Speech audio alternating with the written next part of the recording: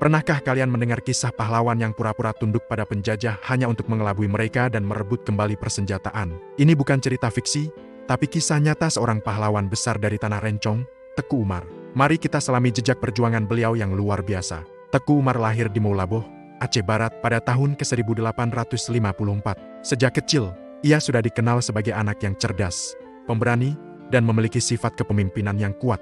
Ia tumbuh di tengah gejolak Perang Aceh yang meletus pada tahun 1873, saat Belanda secara resmi menyatakan perang terhadap Kesultanan Aceh. Belanda ingin menguasai seluruh Nusantara, dan Aceh adalah benteng terakhir yang berdiri kokoh menghalangi ambisi mereka. Melihat tanah kelahirannya diinjak-injak penjajah, jiwa kepahlawanan Teku Umar pun terpanggil. Awalnya, ia berjuang bersama para pejuang Aceh lainnya dalam pertempuran gerilya yang sengit. Namun, ia sadar bahwa melawan kekuatan militer Belanda yang modern secara langsung adalah perjuangan yang sangat berat. Mereka punya senjata canggih, sementara para pejuang Aceh bertempur dengan persenjataan yang lebih tradisional. Disinilah kejeniusan strategi Teku Umar mulai terlihat. Ia menyusun sebuah rencana yang sangat berisiko, sebuah siasat yang akan dikenang sepanjang sejarah. Pada tahun 1883, Teku Umar melakukan langkah yang mengejutkan semua orang. Ia mendekati Belanda dan menyatakan menyerah. Tentu saja, ini membuat banyak pejuang Aceh marah dan menuduhnya sebagai pengkhianat. Namun, semua ini adalah bagian dari sandiwara besarnya. Belanda, yang selalu kesulitan menaklukkan Aceh, menyambut penyerahan diri Teku Umar dengan tangan terbuka. Mereka melihatnya sebagai keuntungan besar. Mereka memberinya gelar Teku Umar Yohan Pahlawan dan memberinya kepercayaan penuh, termasuk pasukan dan persenjataan modern. Teku Umar memainkan perannya dengan sangat baik. Ia pura-pura memimpin pasukannya untuk menumpas perlawanan rakyat Aceh. Namun di balik layar, ia diam-diam memperkuat pasukannya sendiri, melatih mereka, dan menjalin komunikasi rahasia dengan para pejuang Aceh lainnya. Selama lebih dari 10 tahun, Teku Umar menjalankan strategi dua mukanya. Ia mempelajari taktik perang Belanda dari dalam, memahami kekuatan dan kelemahan mereka. Ia mengumpulkan informasi, senjata, dan amunisi, sambil terus meyakinkan Belanda bahwa ia ada di pihak mereka. Ini adalah sebuah permainan diplomasi tingkat tinggi yang penuh bahaya. Dan di balik perjuangan seorang pahlawan besar, seringkali ada seorang wanita hebat. Dalam kisah ini, wanita itu adalah Cut Nyak Dien, istri Teku Umar.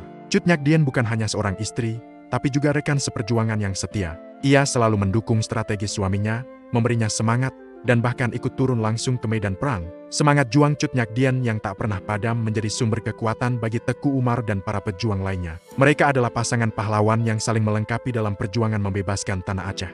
Puncak dari sandiwara besar Teku Umar terjadi pada tanggal 30 Maret tahun 1896.